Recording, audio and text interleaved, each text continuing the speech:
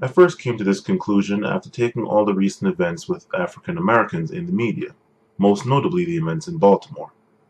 Actually, I always had this view, but Baltimore only helped to solidify an already concrete belief. I see support for my claims everywhere. Let's start with nature.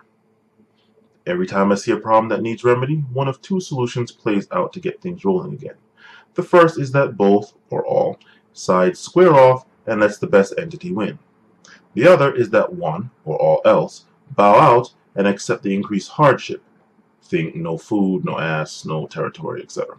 Uh, Having looked at countless hours of National Geographic in the late 90s to early 2000s and the Nature Channel in late 2000s, has yet to prove me wrong. The logic is simple. What belongs to you is what you can prevent others from taking from you. So now, you may be saying to yourself, yeah, but those are animals. They have no intelligence, reason, frontal lobes, and all that. Okay, well, let's see if I'm not also right in the human world. I'll leave for another day the secular argument about how we are also animals, how other animals, quote unquote, show high levels of intelligence, logic, strategic and tactical planning, etc. Alright, so let's get to the first example. The first example is some of you. When you were a kid, legally, not mentally, and you got bullied, you had one of two options. The first is to sit there and take it, like a bitch, in hopes that the bully will stop. I too have heard this imbecilic logic, and even at the age of 6, I knew it made absolutely no sense. Would you tell a woman, quote, just ignore the rapist and he or she will stop because they're not getting the reaction they want? You could run to the teacher, which may work. However, you're guaranteed to pay a social price. Namely, you'll be shunned as though you ran to mommy and she came and made it all better. To a certain extent, they will be right. The only other option is to do what you have the legal, natural, and biblical, i.e. God-given, right to do. Don't believe me on that last one? Feel free to check Ecclesiastes 3:8. I believe Nujabes said it best. The battle cry of a hawk makes a dove fly and a tear dry. What does going the violent route do? Well, let's say you lose. Bad as that may be, you will at least garner respect from some, perhaps all, and God forbid, the bully itself, him or herself, that is terrorizing you. Now let's say you win. Well, fuck, it's party time. What? What do all the animals get? He gets land, territory, ass, pussy, respect, and food, and a warning to all other would-be quote-unquote problems that you aren't the one and you're not to be fucked with. Oh, look at that. By engaging in violence once, you reduce, if not eliminate, the need to engage in more later, as opposed to constantly running or getting on your back, spreading your legs east and west, and taking it, no lube, all in an attempt to be peaceful and non-violent. Another example is American history. Can there truthfully be named one time when America didn't do something with the threat of an F-16 or two behind them? Nope.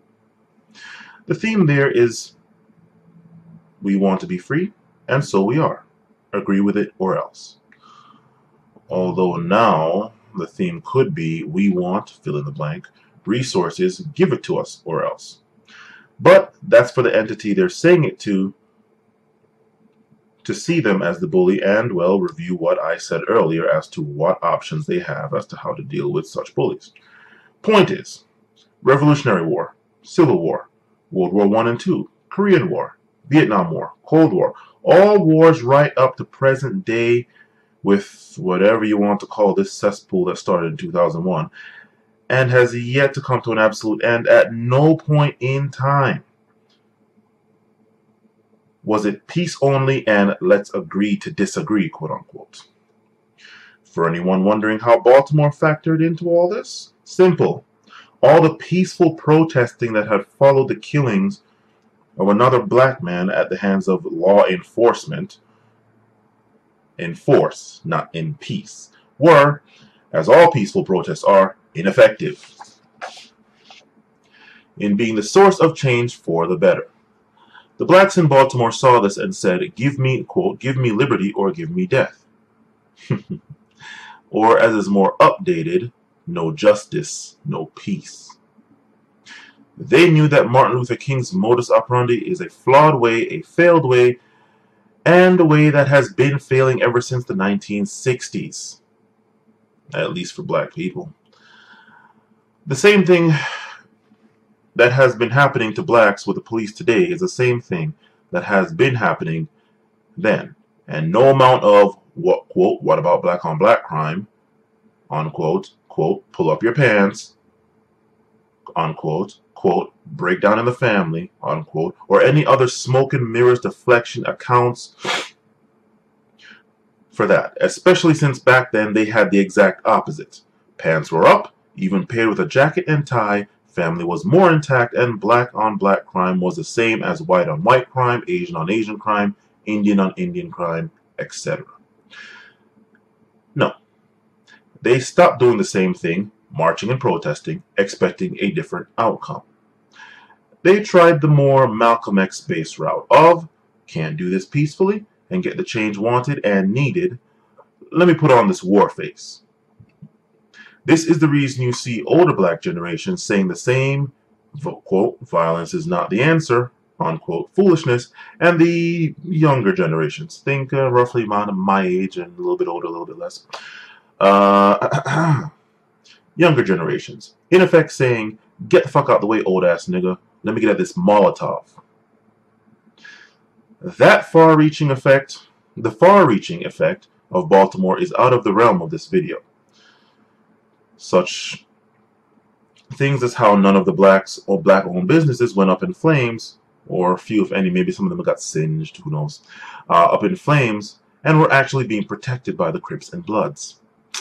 To break from this, if you don't believe me, there's actually a couple of news stories, and actually one that played on the air, where this interviewer was interviewing one black guy who owned a business, and he was talking about how bad it was, and then the interviewer was like, okay, so what happened to your business? How's this affecting your business? And he just flat out let it be known, yo, hey, they didn't touch my business is fine. It's standing right over there, perfectly fine, as if nothing ever happened. And instead of they interview the guy, oh no, they immediately cut him off. Oh, okay, thank you, that's it, bye.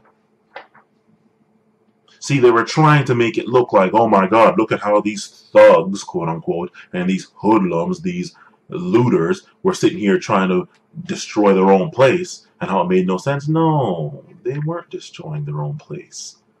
Black people didn't lose any money in that whole foolishness in Baltimore. Other groups of people, most notably white, but other groups of people did. Something most people don't realize. And it's because other people were losing money while they wanted to get stuff done. If blacks were destroying their own stuff, people just let them do it. Okay? Understand, nobody cares about black people. Hell, some black people don't care about black people. Back to this. I shall go back to the theme of violence being the only answer. You can ask any woman, yes, even the feminists, and they will tell you, for all the shit they talk of, guys don't fight, and of course they jump in the way as though they're going to do some shit, or they're really going to be able to stop two guys, probably more than twice their size in height and weight, and be of any effect. When they're the ones in trouble, especially physical trouble, they don't want to hear any shit about, let's sit down, quote, let's sit down and talk about how you are going to fuse that sledgehammer to my girl's face. To her skull, rather. Nope. She wants you to bend him over worse than you ever could to her. Hopefully by now I've convinced you. If I haven't, feel free to post a logical argument as to how I'm wrong. Now then, am I saying that anytime someone looks at you diagonally that it's morphin' time? No. What I'm saying is that this cotton soft, silky smooth satin sheets, less confrontation, more conversation, if anybody remembers where that came from, pussy way of dealing with the problems, have got to go. There comes a point in time, where you have to Dragon Ball Z Dragon Ball GT, power up and let some lightning flash and some thunder roll.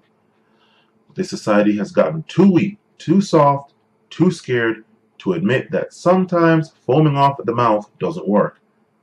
A foot, however, abs deep, perhaps even broken off in that ass.